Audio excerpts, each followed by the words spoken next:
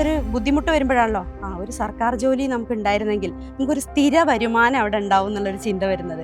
എപ്പോഴും അത് കഴിഞ്ഞിട്ട് അമ്മയ്ക്കൊരു ജോലിയാവുക, എനിക്ക് ജോലി ആയിട്ടാണോ ഇനി അമ്മയ്ക്ക് ജോലിയാവാന്ന് വരെ പറയാൻ തുടങ്ങി. 10 ദിവസമാണെങ്കിൽ ആ 10 ദിവസം കുത്തിയിരുന്ന് പഠിച്ചാൽ നമുക്കത് കിട്ടും. ഞാനൊരു ഫോട്ടോ എടുത്ത് വെച്ചിട്ടുണ്ട്, കാരണം എന്നും അച്ഛൻ്റെ അമ്മേൻ്റെ ആ ഒരു ചിരി എൻ്റെ മനസ്സിലുണ്ടായിരിക്കണം.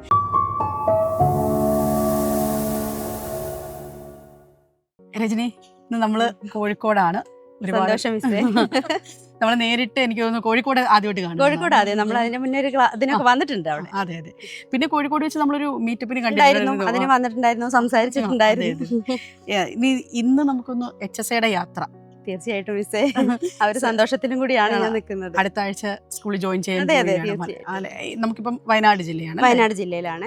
അപ്പൊ നമുക്ക് ഓൾറെഡി ശരിക്കും ഈ ആഴ്ച ജോയിൻ ചെയ്യേണ്ടതായിരുന്നു. അപ്പൊ ഹയർ ഓപ്ഷൻ നടക്കുന്നത് കൊണ്ട് അടുത്ത ആഴ്ചത്തേക്കാക്കി. എന്തൊക്കെയായി ഒരുക്കങ്ങൾ? എന്തായി ഒരുക്കങ്ങൾ? ഞാൻ പെട്ടി മുറുക്കാൻ തുടങ്ങി, കാരണം താമസിക്കാൻ പോവാണ് അവിടെ.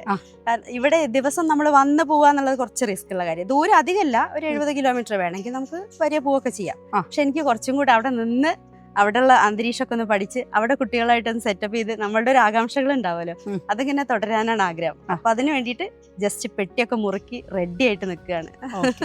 അപ്പം ഒരുപാട് കഷ്ടപ്പാടിനൊടുവിൽ നേടിയ ഒരു വിജയമാണ്, ഒരു സംശയവും ആ കാര്യത്തില്. കാരണം ആദ്യം ഞാൻ അത്ര ചിന്തിക്കാത്തൊരു സംഭവമായിരുന്നു. നമുക്ക് ഒരു ഇത് വരുന്നത്, നമുക്കൊരു ബുദ്ധിമുട്ട് വരുമ്പോഴാണല്ലോ ഒരു സർക്കാർ ജോലി നമുക്ക് ഉണ്ടായിരുന്നെങ്കിൽ നമുക്കൊരു സ്ഥിര വരുമാനം അവിടെ ഉണ്ടാവും എന്നുള്ളൊരു ചിന്ത വരുന്നത്. ഒരുപാട് പഠിച്ചു മിസ്സേ, ഒരുപാട് പഠിച്ചു എന്ന് പറഞ്ഞാൽ ഞാൻ ഡോക്ടറേറ്റ് വരെ എടുത്തു. പക്ഷേ അപ്പോഴും എൻ്റെ ചിന്ത പോയത് ഒരു സർക്കാർ ജോലിയിലേക്ക് ഞാൻ എത്തണമല്ലോ. ആ ഒരു ചിന്ത കൊണ്ടാണ് HSAൻ്റെ അവസാനത്തെ ചാൻസ് ആയിരുന്നു അതിലേക്ക് ഞാൻ എത്തിപ്പെട്ടത്. എന്തുകൊണ്ടാണ് അങ്ങനൊരു, അതായത് കുറച്ച് ഏജ് ആയിട്ടാണ് നമ്മൾ എല്ലാവർക്കും ചിന്ത ഒരു അതെന്തുകൊണ്ടാണ്? അത്രയും നാളെ നമുക്ക് എന്ത് പഠിക്കണം എന്നൊരു തോന്നലായതുകൊണ്ടാണോ? അതെ, അതാണ് അതിൻ്റെ പ്രശ്നം. ഞാൻ ആദ്യം ചിന്തിച്ചത് നമുക്ക് ഒരുപാട് ക്വാളിറ്റി ഉണ്ടാവണം, ഒരുപാട് പഠിച്ച് എൻ്റെ മുന്നിലൊരു ഡോക്ടറേറ്റ് എന്നുള്ള പേര് വരണം, അങ്ങനെയുള്ള ചിന്തകളായിരുന്നു ആദ്യം. അപ്പോൾ അതിൻ്റെ പുറകെ പോകുന്ന സമയത്ത് നമുക്ക് ഈ HSA പഠിക്കുക അല്ലെങ്കിൽ ഒരു PSCക്ക് വേണ്ടി പഠിക്കുക എന്ന് പറഞ്ഞാൽ കുറച്ച് ക്ഷമ, സഹനശക്തി അതൊക്കെ ഉണ്ടെങ്കിലേ നടക്കുള്ളൂ. സാധാരണ നമ്മളുടെ ഉള്ളൊരു വിദ്യാഭ്യാസം പോലെയല്ല. അപ്പം അതുകൊണ്ട് ഞാൻ കുറേ എണ്ണം അങ്ങനെ സ്കിപ്പ് ചെയ്ത് പോയി, ജസ്റ്റ് ഒക്കെ പോയി എഴുതും, ഒരു കാര്യമില്ലാതെ റാങ്ക് ലിസ്റ്റിൽ വരിക പോലും ചെയ്യാത്തൊരവസ്ഥയായിരുന്നു. പിന്നെ ലാസ്റ്റ് വന്നപ്പോൾ ഇനി അങ്ങോട്ട് മുന്നിലേക്കില്ല, ഇനി ഒന്ന് എഴുതി പരീക്ഷിക്കാനും എനിക്കില്ല എന്നുള്ളത് പറഞ്ഞപ്പോൾ ഞാൻ പൂർണ്ണമായിട്ടും അതിന് എൻ്റെ സമയം അങ്ങോട്ട് വിനിയോഗിച്ചു. അതാണ്ടായത്. ആ ഒരു സമയമുണ്ടല്ലോ, അതായത് മക്കളൊക്കെ വലുതായി. മക്കൾ വലുതായി. മോള് ഇപ്പോൾ ഡിഗ്രി കഴിഞ്ഞ് അവളൊരു കോച്ചിങ്ങിന് പോയിക്കൊണ്ടിരിക്കുകയാണ്. മോൻ +2 ആണ്. ഞാൻ ഫ്രീ ആണ്, അക്കാര്യത്തിൽ ഞാൻ ഫ്രീ ആയിട്ടുണ്ട്. അല്ല, അന്നേരവും മത്സര പരീക്ഷയ്ക്ക് അമ്മ പഠിക്കുന്നു. അതെ, അതാ മോള് ചോദിക്കുന്നത്, അമ്മ എപ്പോഴാ അത് കഴിഞ്ഞിട്ട് അമ്മയ്ക്കൊരു ജോലിയാവുക, എനിക്ക് ജോലി ആയിട്ടാണോ ഇനി അമ്മയ്ക്ക് ജോലിയാവാന്ന് വരെ പറയാൻ തുടങ്ങിയിട്ടുണ്ട്. പക്ഷെ നല്ല സപ്പോർട്ടാട്ടോ മക്കള്. അമ്മ എത്ര വേണമെങ്കിലും പഠിച്ചോളൂ, അവരെ ഭാഗം ക്ലിയറാണ്, അവർ സ്വയം പര്യാപ്തരാണ്. അവർക്ക് വേണ്ടിയിട്ട് പ്രത്യേകിച്ച് ഞാൻ സമയം കളയേണ്ട ആവശ്യമൊന്നുമില്ല മിസ്സേ, അങ്ങനത്തെ ഒരു ബുദ്ധിമുട്ട് ഉണ്ടായിട്ടില്ല. എല്ലാം വളരെ അതായത് വളരെ സജീവമാണ്. എഴുത്തിലുണ്ട്, ആകാശവാണി വർക്ക് ചെയ്യുന്നു, സ്കൂളിലുണ്ട്, അല്ലേ, എല്ലായിടവും ഉണ്ട്. എപ്പോഴും ഈ ചിരിയോടുകൂടി. ഇതിനെല്ലാം എങ്ങനെയാ ഈ സമയത്തിനെ എങ്ങനെയാണ് നോക്കിക്കാണുന്നത്? സമയത്തിനെ നോക്കിക്കാണെന്ന് പറഞ്ഞാൽ നമുക്ക് എല്ലാവർക്കും 24 മണിക്കൂർ, എനിക്കും 24 മണിക്കൂർ. പക്ഷെ അതിനെ എങ്ങനെ വിനിയോഗിക്കണം എന്നുള്ള ഒരു ചിന്തയായിരുന്നു എനിക്കുണ്ടായിരുന്നത്. ടീച്ചർ പറഞ്ഞ പോലെ തന്നെ ഞാൻ ആകാശവാണിയിൽ കാഷ്വൽ അനൗൺസറായിട്ട് ജോലി ചെയ്യുന്നുണ്ട്, ഇപ്പോഴും ചെയ്യാം, ഒരു 16 വർഷത്തോളമായിട്ട് അവിടെ ഉണ്ട്. അതിൻ്റെ കൂടെ PhD ചെയ്തു. അപ്പോഴാണ് ഈ HSA എന്നുള്ളൊരു സംഭവം വന്നത്. ഇതിനെല്ലാം ഓരോ ടൈം മാറ്റി വെച്ചിട്ട് അതിൻ്റെതായ, പിന്നെ അത് മാത്രമല്ല ഒരു വീട്ടമ്മയാണെന്നുള്ളത് അറിയാലോ, ആ വീട്ടമ്മയുടെ കടമ കൂടി ചെയ്യണം. അപ്പം അതും കൂടെ എല്ലാം കൂടെ അങ്ങ് മിക്സ് ചെയ്തിട്ട് സമയം നമ്മൾ വിചാരിച്ചാൽ കണ്ടെത്താൻ പറ്റും. അങ്ങനെയാണ് അത് ചെയ്തത്. സമയം വളരെ എഫക്റ്റീവായിട്ട് യൂസ്. അതെ അതെ അതെ. ഈ മലയാളത്തിലേക്ക് വരുമ്പോൾ HSAയിൽ മറ്റുള്ള വിഷയങ്ങൾ പോലല്ല, കുറച്ചുകൂടെ വ്യത്യസ്തമാണ്. നിങ്ങൾ വേറൊരു തലത്തിൽ ചിന്തിക്കുന്ന ആൾക്കാരാണ്, വായന ഇഷ്ടപ്പെടുന്നവരാണ്, കൂടുതൽ ഓഡിയൻസ്, കൂടുതൽ പഠിക്കുന്ന കുട്ടികളും. അപ്പൊ അവിടെ എങ്ങനെയായിരുന്നു ഒരു പഠന സ്ട്രാറ്റജി എന്തായിരുന്നു? കാരണം നമുക്ക് കുറച്ചിങ്ങനെ എന്തെങ്കിലും എഴുതി വെച്ച് പഠിക്കുന്ന അത് പറ്റില്ല. നമുക്ക് വൈഡായിട്ട് നമുക്ക് വായിക്കണം, എങ്കിലേ നമുക്ക് എല്ലാ കാര്യങ്ങളും എടുത്ത് ഉപയോഗിക്കാൻ പറ്റുള്ളൂ. അതിനുവേണ്ടി ഞാൻ ഗൈഡൊന്നുമല്ല ഉപയോഗിച്ചത്, ഞാൻ സാഹിത്യ ചരിത്രങ്ങളാണ് ഉപയോഗിച്ചത്. അതാകുമ്പോൾ ഒരു ഗുണം എന്താണെന്ന് വെച്ചാൽ നമുക്ക് തെറ്റില്ലാതെ പഠിക്കാൻ പറ്റും, നമുക്ക് വേണ്ട നോട്ട്സ് അതിൽ നിന്ന് എഴുതിയെടുക്കാൻ പറ്റും. അങ്ങനെ കുറേ മെത്തേഡുകൾ പരീക്ഷിച്ചിട്ടാണ്. ഞാൻ പറഞ്ഞില്ല, ആദ്യം എൻ്റെ മേഖലകൾ തീർത്തും പരാജയമായിരുന്നു. ഒന്നും ഇങ്ങനത്തെ കാര്യങ്ങളൊന്നും ശ്രദ്ധിക്കാതെ വെറുതെ പഠിച്ചു പോകുന്ന രീതിയായിരുന്നു. പിന്നെ ഈ സാഹിത്യ ചരിത്രങ്ങൾ, പിന്നെ നമ്മുടെ കോമ്പറ്റേറ്റീവ് ക്രാക്കറിൻ്റെ ക്ലാസ്സുകൾ, അത് പിന്നെ പ്രത്യേകിച്ച് പറയേണ്ട ആവശ്യമില്ല. അതെല്ലാം കൂട്ടി വെച്ച് ഒരുമിപ്പിച്ചപ്പോൾ റെഡിയായി. അതായത് ഈ കുത്തിയിരുന്ന് പഠിക്കുന്ന ലാസ്റ്റ് മൊമെന്റ് ഉണ്ടല്ലോ, അതെ, ഇപ്പം നമുക്കറിയാം ഇപ്പൊ HSCയുടെ പരീക്ഷ വരാൻ പോവുകയാണ്. ഉം. ആ ഒരു സമയത്ത് രജനിയെ പോലെ തന്നെയാണ് എല്ലാ അതെ, ഉദ്യോഗം. ഇനിയിപ്പോ ആഗസ്റ്റ് 1 പരീക്ഷ വരല്ലേ കുട്ടികൾക്ക്. അങ്ങനെയാണെങ്കിൽ ആ പഴയ അവരോട് എന്തൊക്കെയാണ് ഒരു ചെറിയ ടിപ്സ് എന്ന് പറയുന്ന രീതിയിൽ പറഞ്ഞോളൂ. അവർക്കെന്ന് പറഞ്ഞാല് മിസ്സേ ഏറ്റവും നല്ല സമയം അപ്പോ ആ. ഒരു 10 ദിവസമാണെങ്കിൽ ആ 10 ദിവസം കുത്തിയിരുന്ന് പഠിച്ചാ നമുക്കത് കിട്ടും. ഉം. ചില ആളുകൾ വിചാരിക്കുന്നുണ്ടാവും അത്ര പഠിക്കാൻ നമുക്ക് നീ സമയമുണ്ടോ, സമയം കഴിഞ്ഞു പോയില്ലേ, അങ്ങനെയുള്ള ചിന്തകളൊന്നും വേണ്ട. ഞാൻ ലാസ്റ്റ് സമയത്ത് ഒരു 10-30 ദിവസം കൊണ്ട് നന്നായിട്ട് പഠിച്ചു എന്ന് പറഞ്ഞാൽ 24 മണിക്കൂർ ഞാൻ പഠിച്ചിട്ടുണ്ട്. എൻ്റെ അത്യാവശ്യ കാര്യങ്ങൾക്ക് മാത്രമേ ഞാൻ പുറത്തിറങ്ങിയിട്ടുള്ളൂ, അല്ലാത്ത എല്ലാ സമയത്തും ഞാൻ പഠിച്ചിട്ടുണ്ട്. അങ്ങനെയാണ് സത്യം പറഞ്ഞാൽ എനിക്ക് ഈ ഒരു HSA നേടിയെടുക്കാൻ സാധിച്ചിട്ടുള്ളത്. അതൊരു ഭയങ്കര ഒരു വലിയ അതെ. എനിക്കത് നമ്മുടെ എല്ലാ കുട്ടികളും അങ്ങനെ തന്നെ പറയുന്നത്. ലാസ്റ്റ് മൊമെന്റ് അവർ എഫക്റ്റീവായിട്ട് തന്നെ, അതായത് ആ സമയത്ത് നമുക്ക് പ്രഷറൊക്കെ ഉണ്ടാവൂലേ, അതെന്താ ടെൻഷൻ ഉണ്ടാവും. മുന്നോട്ടൊന്നും ഇല്ല എന്നുള്ള ചിന്ത വരിക. ആ. പിന്നെ ഇനി എപ്പോഴാണ് ഒരു HSA വിളിക്കുക, അതുവരെ നമ്മളുടെ ഏജ് കടന്നു പോവാണ്. അതൊക്കെ ചിന്തിക്കുമ്പോൾ നമ്മൾ തനിയെ അങ്ങ് പഠിച്ചു പോകും. അതാണ് നമ്മളുടെ ഏറ്റവും നല്ലൊരു മെത്തേഡ് എനിക്ക് തോന്നിയിട്ടുണ്ട്. ഈ പണ്ട് തൊട്ടേ ഒരു വായന ഇഷ്ടമാണോ, അതോ പഠിപ്പ് ഇങ്ങനെ പഠിക്കാൻ മത്സര പരീക്ഷയൊന്നും അങ്ങനെ മത്സര പരീക്ഷയെക്കാൾ കൂടുതൽ എനിക്ക് വായനയായിരുന്നു ആയിരിക്കും അല്ലേ? നമ്മുടെ സമയം നത്തിനെ പറ്റി നമ്മൾ പറഞ്ഞു അതെ, അല്ലെ? അപ്പം ഈ അത് കഴിഞ്ഞ്, അതായത് ഒരു വലിയ കാലയളവിനെ പറ്റി പറയാനില്ലേ, കാത്തിരിപ്പ്, ഒരു ഇത്രയും വർഷങ്ങളുടെ ഒരു കാത്തിരിപ്പ്, അതിനെ പറ്റി എന്താ രജനി? കാത്തിരിപ്പ് എന്ന് പറഞ്ഞാൽ നമ്മള് അത് വല്ലാത്തൊരു തപസ്യാന്ന് പറയില്ലേ. കാരണം ഒരുപാട് കാലം കാത്തിരുന്നിട്ടാണ് എനിക്ക് എൻ്റെ അവസാന ചാൻസിലാണ് എനിക്ക് ഈ ജോലി നേടിയെടുക്കാൻ സാധിക്കുന്നത്. അതുവരെ ഞാൻ പറഞ്ഞില്ല, ഒരു ഉഴപ്പിയ രീതിയിലുള്ള പഠനമാണ് എനിക്ക് പ്രശ്നമായത്. അതുകൊണ്ട് തന്നെ കാത്തിരിക്കുന്ന ഒരു പ്രക്രിയ ഇല്ലാതിരിക്കുക നല്ലത്. പെട്ടെന്ന് എങ്ങനെയെങ്കിലും അത് നേടിയെടുക്കാൻ വേണ്ടിയിട്ട് എല്ലാവരും ശ്രമിക്കണം എന്നാണ് എനിക്ക് പറയാനുള്ളത്. ആ കാത്തിരിപ്പ് പക്ഷേ ശരിക്കും രജനി എങ്ങനെയാണ്, ഭയങ്കര സ്ട്രെസ്ഫുൾ ആയിരുന്നു? സ്ട്രെസ്ഫുൾ അല്ല മിസ്സേ. അത് കാരണം എന്താണെന്ന് വെച്ചാൽ ഞാൻ കാത്തിരിക്കുന്ന സമയം മുഴുവൻ എൻ്റെ മറ്റുള്ള പഠനത്തിന് വിനിയോഗിച്ചു. ഈ പറഞ്ഞതുപോലെ ഞാൻ MEd എടുക്കാനായാലും PG എടുക്കാനായാലും ഡോക്ടറേറ്റ് എടുക്കാനായാലും ഒക്കെ വിനിയോഗിച്ചു. PSC എന്നുള്ളൊരു മേഖലയിലേക്ക് ഞാൻ ജസ്റ്റ് കാത്തിരുന്നില്ല. കാരണം അതിന് കാത്തിരിക്കേണ്ട ഒരു അവസരം എനിക്ക് മറ്റു ഭാഗങ്ങൾ ചെയ്യുന്നത് കൊണ്ട് ഉണ്ടായിട്ടില്ല. അവിടെ ഒരു ലാഗിങ് ഇല്ല, ഞാൻ ഫുൾ എൻഗേജ്ഡ് ആയിരുന്നു. ആ ഒരു സമയത്ത് ഒട്ടും ലാഗിങ് തോന്നിയില്ല. പക്ഷെ എന്നിട്ടും എന്തുകൊണ്ടാണ് പിന്നീട് ഈ PSCയിലേക്ക് എങ്ങനെയാ വന്നത്? എങ്ങനെയാണ്? അതാണ് അതിന്റെ ഏറ്റവും രസകരമായ കാര്യം. കാരണം നമ്മളിപ്പോ PhD എടുത്തു, ഡോക്ടറേറ്റ് ഉണ്ട്, എല്ലാം ഉണ്ട്, പക്ഷെ എവിടെ ചെല്ലുമ്പോഴും നമ്മൾ ഗസ്റ്റ് ആണ്. സ്കൂളിലായാലും നമ്മൾ ഗസ്റ്റ് ആണ്. ഇപ്പൊ ഒരു ടീച്ചേഴ്സ് പരസ്പരം വിളിക്കുമ്പോൾ ഗസ്റ്റ് എന്നുള്ള രീതിയാണ്. നമ്മളുടെ പേര് എവിടെയും നമ്മൾ അടയാളപ്പെടുത്തുന്നില്ല. അങ്ങനെയാണ് എനിക്ക് ചിന്ത തോന്നിയത്. ഇത് സർക്കാർ സർവീസ് ആണെങ്കിൽ നമുക്കവിടെ കൃത്യമായൊരു സ്ഥാനമുണ്ട്. ഏത് മേഖലയിലായാലും നമുക്ക് കൃത്യമായൊരു സ്ഥാനം ഉണ്ടാവും. പിന്നെ എനിക്ക് വേറെ കോളേജ് ലെക്ചർ എഴുതാനോ അങ്ങനെയുള്ള കാര്യങ്ങൾ എഴുതാനോ ഉള്ളൊരു സാഹചര്യം കിട്ടിയില്ല. എൻ്റെ മുന്നിൽ കിടക്കുന്ന ഒരു HSA മാത്രമാണ്. കാരണം ഞാൻ പറഞ്ഞല്ലോ, ഏജ് കുറച്ച് അങ്ങോട്ട് എത്തിപ്പോയി HSA ക്രാക്ക് ചെയ്യുക എന്നുള്ളതാണ് പിന്നെ എൻ്റെ ലക്ഷ്യം. അങ്ങനെ പിന്നെ ആ ഒരു മേഖലയിലേക്ക് എന്നെ എങ്ങനെയെങ്കിലും ഇവിടെ അടയാളപ്പെടുത്തി എനിക്ക് പോകണം എന്നുള്ള ഒരു ഇതുകൊണ്ട് പിന്നെ സർക്കാർ ജോലി കിട്ടിക്കഴിഞ്ഞാൽ നമുക്കൊരു സ്ഥിര വരുമാനമാണ്. അതിൽ പരം സന്തോഷം നമുക്ക് വേറൊന്നുമില്ല. ആ ഒരു സന്തോഷം അനുഭവിക്കുക എന്നുള്ളത് അത് കിട്ടുമ്പോഴാണ്. നമുക്ക് നമ്മളെ കയ്യിൽ അഡ്വൈസ് കിട്ടിയ സമയത്ത് ഞാൻ എത്ര സന്തോഷിച്ചു എന്നുള്ളത് എനിക്കിപ്പോൾ വാക്കുകൾ കൊണ്ട് പറയാൻ പറ്റുന്നില്ല. അത് മാത്രമല്ല, അച്ഛനെയും അമ്മയെയും അത് കാണിച്ച സമയത്ത് അവർക്കുണ്ടായൊരു സന്തോഷം, അതൊക്കെയാണ് നമ്മളുടെ ഏറ്റവും വലിയൊരു വിജയം. അച്ഛനെയും അമ്മയും ആ ഒരു പേപ്പർ കാണിച്ച സമയത്ത് എന്താ തോന്നിയത്? മിസ് ഒന്ന് ആലോചിച്ച് നോക്കൂ, എത്ര മാത്രം സന്തോഷം അവർക്ക് ഉണ്ടായിട്ടുണ്ടാവും. എന്നാൽ ഞാനൊരു ഫോട്ടോ എടുത്തു വെച്ചിട്ടുണ്ട്. കാരണം എന്നും അച്ഛൻ്റെ അമ്മേൻ്റെ ആ ഒരു ചിരി എൻ്റെ മനസ്സിലുണ്ടായിരിക്കണം. ഞാനത് കിട്ടിയ സമയത്ത്, അഡ്വൈസ് നമ്മളെ കയ്യിലാണല്ലോ ആദ്യം കിട്ടുന്നത്, അത് കിട്ടിയ സമയത്ത് പിറ്റേ ദിവസം തന്നെ അച്ഛൻ്റെ അമ്മേൻ്റെ അടുത്തേക്ക് പോയി. കാരണം അച്ഛനും അമ്മയും മലപ്പുറം ജില്ലയിലാണ്. അവിടെ പോയി, നിലമ്പൂരിലാണ്. ആ ഭാഗം അവിടെ പോയി, വീട്ടിൽ പോയിട്ട് അച്ഛൻ്റെയും അമ്മേൻ്റെ കയ്യിൽ അത് കൊടുത്ത് അവരുടെ കാലിൽ വീണ് അനുഗ്രഹം വാങ്ങിയപ്പോൾ ഞാൻ കരഞ്ഞു പോയി മിസ്സേ. അത്രയും സന്തോഷമാണ് നമുക്ക് ഉണ്ടായത്. ഓരോരുത്തരും ഈ അഡ്വൈസ് അപ്പോയിൻമെന്റ് വരുമ്പോഴും അതെന്ന് വെച്ച് കഴിഞ്ഞാൽ ഓരോരുത്തർക്കും ഒരു ഇമോഷണലിയാണ് നമ്മൾ സർവീസിലേക്ക് കയറുക എന്നുള്ള ഒരുപാട് നാളത്തെ കാത്തിരിപ്പായിരിക്കും. തീർച്ചയായിട്ടും മിസ്സേ. അത് മാത്രമല്ല, നമുക്ക് അവർക്ക് കൊടുക്കാൻ പറ്റിയ ഏറ്റവും വലിയൊരു ഗിഫ്റ്റ് ആയിട്ടാണ് എനിക്കത് തോന്നിയിട്ടുള്ളത്. വേറെ നമ്മൾ എന്തെല്ലാം സാധനങ്ങൾ നമുക്ക് പൈസ കൊടുത്ത് വാങ്ങിക്കാൻ കഴിയും, പക്ഷെ ഇങ്ങനൊരു സാധനം നമ്മൾ നേടിയെടുക്കണമെങ്കിൽ നമ്മൾ അത്രയും കഷ്ടപ്പെട്ടാലല്ലേ നമുക്ക് സാധിക്കുള്ളൂ. അത് കൊടുക്കുമ്പോൾ അവർക്ക് ഉണ്ടാവുന്ന സന്തോഷം, അതാണ് നമ്മളുടെ ജീവിതത്തിലെ ഏറ്റവും വലിയൊരു നേട്ടമായിട്ട് എനിക്ക് തോന്നിയിട്ടുള്ളത്. മലയാളം പഠിച്ച കുറെ സുഹൃത്തുക്കളില്ലേ? അവരൊക്കെ ഇപ്പൊ എന്താ ചെയ്യുന്നത്? അതിൽ കുറെ ആളുകൾ പല മേഖലയില്, ചിലര് കോളേജ് ലെക്ചർ ആയിട്ടുണ്ട്. അതുപോലെ ഒരുപാട് ആളുകൾക്ക് PSC, ഞങ്ങളൊരു 5-8 ആളുകൾ ഉണ്ടായിരുന്നു. അവര് തൊട്ട് മുന്നത്തെ HSAയിൽ അവർ കയറിപ്പോയിട്ടുണ്ട്. ഞാൻ മാത്രം അതിൽ ബാക്കി, ഞാൻ പറഞ്ഞില്ലേ ഉഴപ്പി പഠിച്ചു എന്നുള്ളത്, അതുകൊണ്ട് അവരൊക്കെ അതിന്റെ തൊട്ട് മുന്നേ കയറിപ്പോയി. മലയാളം പഠിച്ച് എൻ്റെ കൂടെ ഡോക്ടറേറ്റ് എടുത്ത ആളുകളാണ്, എൻ്റെ സുഹൃത്തുക്കളാണ്. ഒരു 5-6 ആളുകളുണ്ട്. അത് കഴിഞ്ഞ് പിന്നീട് വരുന്ന ഈ ഒരു ചാൻസിലാണ് ഞാൻ കയറിയത്. മലയാളം പഠിച്ചു എന്നുള്ളത് നമ്മൾ ഞാൻ പറഞ്ഞല്ലോ നെഗറ്റീവായിട്ട് ചിന്തിക്കുന്ന ഒരുപാട് ആളുകളുണ്ട്. പക്ഷെ ഞങ്ങളെ കൂടെ പഠിച്ച അല്ലെങ്കിൽ ഞാനും എൻ്റെ സുഹൃത്തുക്കളും എല്ലാവരും PSC കയറി. ഞാനിപ്പോ കയറാൻ പോകുന്ന ആളാണ്. മറ്റുള്ളവർ ഇതിന്റെ തൊട്ട് മുന്നിലുള്ള എൻ്റെ HSL കയറി. അതുപോലെ കോളേജ് ലെക്ചറായി കയറിയ 1ാം റാങ്ക് കിട്ടിയ ആളുകളൊക്കെ ഉണ്ട്. HSL കോട്ടയം 1ാം റാങ്ക് കിട്ടിയ മാഷൊക്കെ ഉണ്ട്. മാഷ് പക്ഷെ ഇപ്പൊ കോളേജ് ലെക്ചറായിട്ട് കയറിയിട്ടുണ്ട്. ഒരുപാട് ആളുകൾ ഉണ്ടായിരുന്നു. അവരൊക്കെ ഇതേപോലെ, അതായത് മലയാളത്തിന് നിറയെ അവസരങ്ങളുണ്ട്. അതിനെ ആ ഒരു എങ്ങനെയാണെന്ന് മനസ്സിലാക്കുന്ന ആൾക്കാർക്ക് എനിക്ക് തോന്നുന്നു സർവീസിൽ കയറാൻ എളുപ്പമായിരിക്കും. അതായത് നമ്മൾ ആ ട്രാക്ക് കൃത്യമായിട്ട് നമ്മൾ ക്രാക്ക് ചെയ്ത് കഴിഞ്ഞാൽ, ട്രാക്ക് എന്ന് പറഞ്ഞ പോലെ അത് ക്രാക്ക് ചെയ്ത് കഴിഞ്ഞാൽ നമുക്ക് തീർച്ചയായിട്ടും വിജയം വരിക്കാൻ കഴിയും. പിന്നെ മലയാളത്തില് ഇപ്പൊ CCയോടുകൂടെ ഉള്ള എനിക്ക് യാത്രയായിരുന്നു. അപ്പൊ ആ CCയോടുള്ള യാത്രയിൽ ചെറിയ ടീച്ചർമാരൊക്കെ ഉണ്ട്. നമ്മുടെ ലക്ഷ്മിയൊക്കെ ഉണ്ട്. ഒരു സ്വൈരവും ഞാൻ കൊടുത്തിട്ടുണ്ടാവില്ല. കാരണം എപ്പോഴും മെസ്സേജ് അയക്കും, ഫോൺ വിളിക്കും. എനിക്ക് എന്റെ സംശയം തീരണം. എനിക്കത് തീർന്നിട്ടേ ഞാൻ ഉറങ്ങുള്ളൂ. അപ്പം ഈ ചെറിയ പിള്ളേര് സീനിയേഴ്സായ അധ്യാപകരുണ്ട്.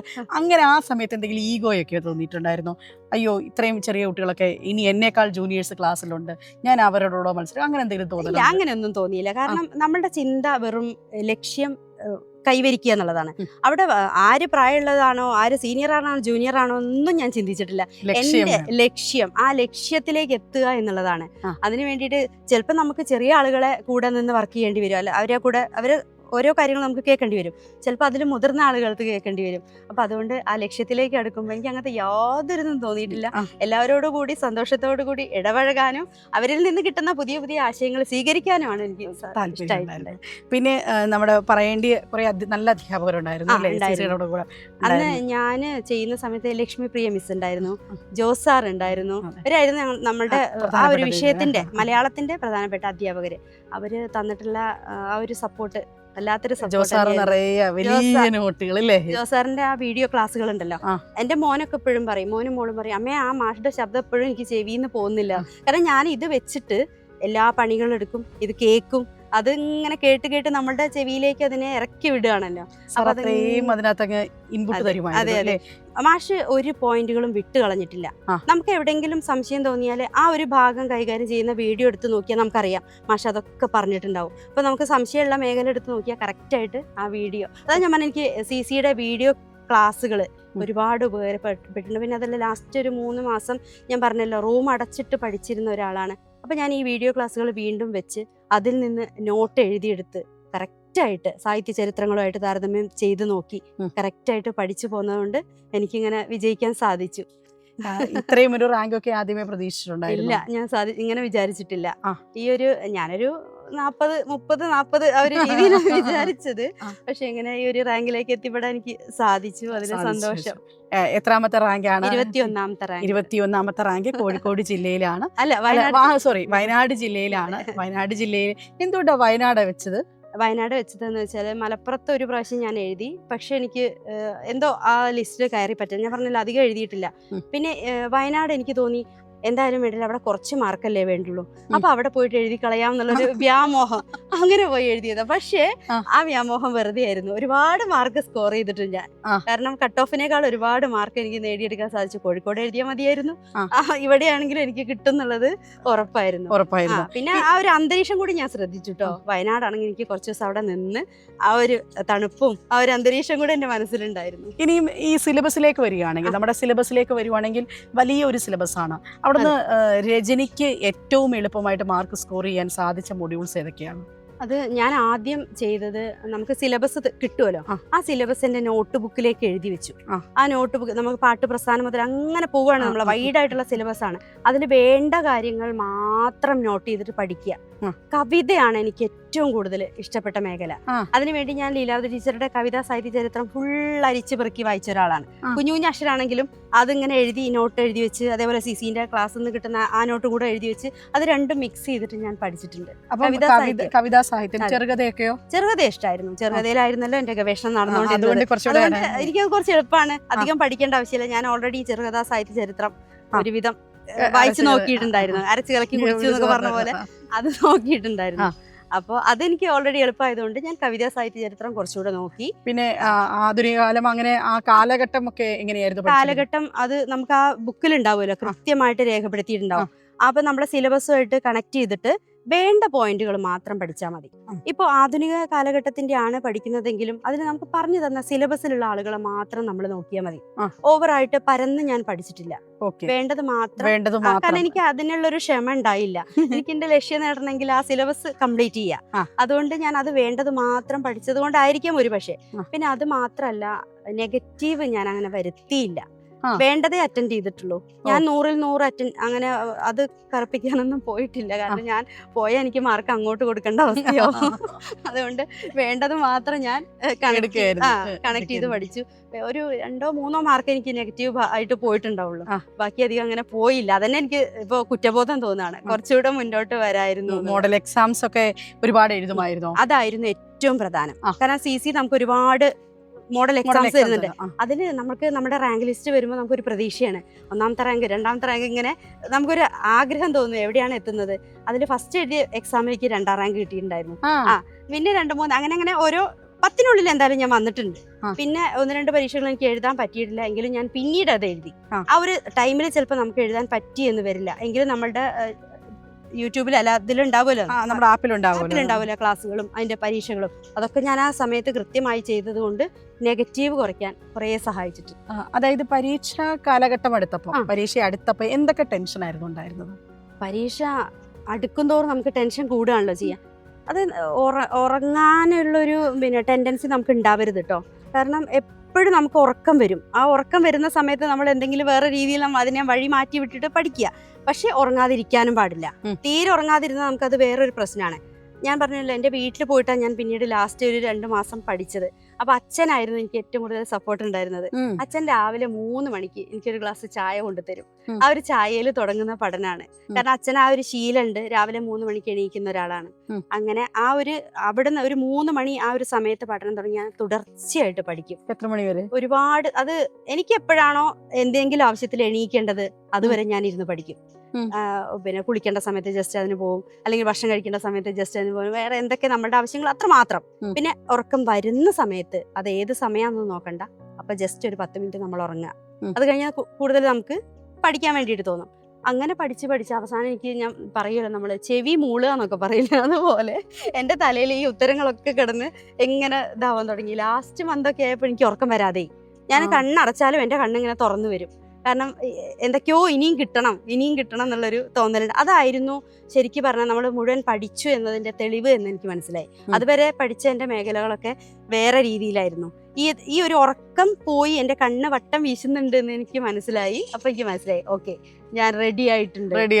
അങ്ങനെ പരീക്ഷാ ഹാളിൽ ചെന്ന് ക്വസ്റ്റ്യൻ പേപ്പർ കണ്ടപ്പോൾ എൻ്റെ മനസ്സിലുണ്ടായ സന്തോഷം, ഞാൻ ഉദ്ദേശിച്ച ഉത്തരങ്ങൾ അതിൽ ആ ഒരു സ്ഥലത്ത് മാത്രമേ ഞാൻ കണ്ണ് നോക്കിയിട്ടുള്ളൂ.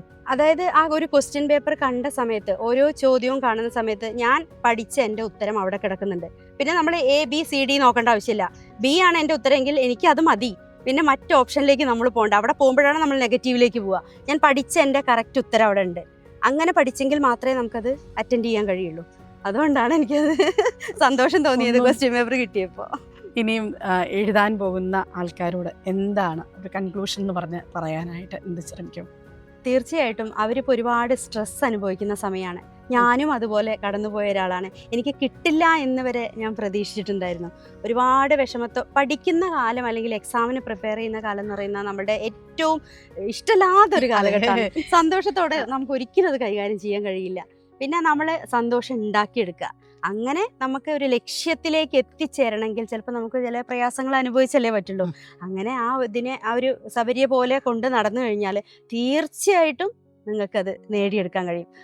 ഇനി വരുന്ന കുട്ടികളോട് എനിക്ക് പറയാനുള്ളത്, എനിക്ക് തോന്നുന്നു ആഗസ്റ്റ് 1-നാണ് എക്സാം എന്ന് തോന്നുന്നു. ആഗസ്റ്റ് 1 എന്ന് പറഞ്ഞാൽ ഇന്ന് ജസ്റ്റ് ആഗസ്റ്റ് 6-ഓ 7-ഓ ആ ഒരു ടൈം ആയിട്ടേ ഉള്ളൂ. ഇനിയും സമയം കിടക്കുകയാണ്. ഒന്നും വേണ്ട, 10-20 ദിവസം നിങ്ങൾക്ക് ഇനിയും ഉണ്ടല്ലോ.